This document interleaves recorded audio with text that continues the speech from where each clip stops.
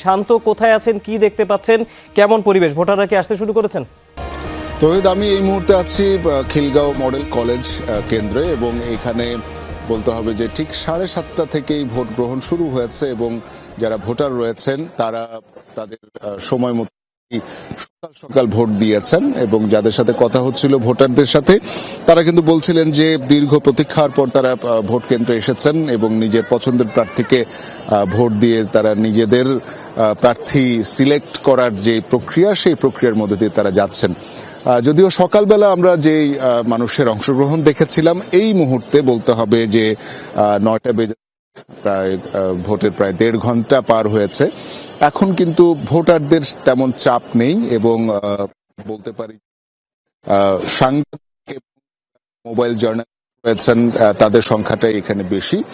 আর সারি বলতে আসলে কিছু পরপর একজন দুজন করে ভোটার আসছেন এবং নিজ নিজ যে কক্ষ অথবা নিজ নিজ যে কেন্দ্র সেই কেন্দ্রের তালিকা খুঁজে নিয়ে তারা কিন্তু এখানে ভোট প্রদান করছেন।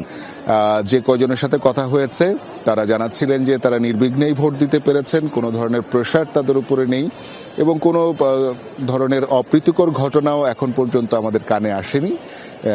বলতে পারি যে শান্তিপূর্ণভাবেই এখন পর্যন্ত এই ভোট গ্রহণ চলছে।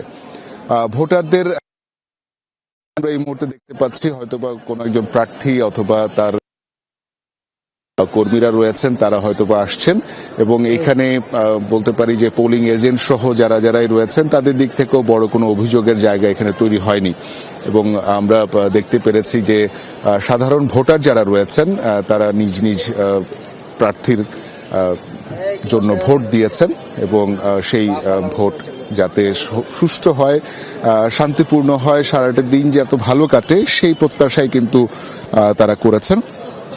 একই সাথে বলতে হবে যে এই দেশপ্রেমের কথার ভিত্তিতে বলতে পারি যে প্রত্যেকের কিন্তু একটা চাওয়া রয়েছে, সেটি হচ্ছে যে গোটা দেশ অথবা গোটা জাতি যাতে শান্তিপূর্ণ একটা পরিবেশ পায়, নিরাপত্তায় যেন থাকতে পারে, সবার জীবন মান যাতে সুন্দর হয় এবং গোটা বাংলাদেশ যাতে সুন্দর থাকে, সুস্থ থাকে, ভালো থাকে এবং নিরাপদ থাকে, এটাই সবার প্রত্যাশা।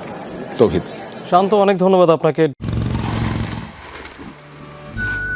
লাইফ তো বেড়া দিবেই, নেবেন না নির্মজাদার গোলমার্ক পপস, কুরমুরে বাইতে ফুরফুরে লাইফ।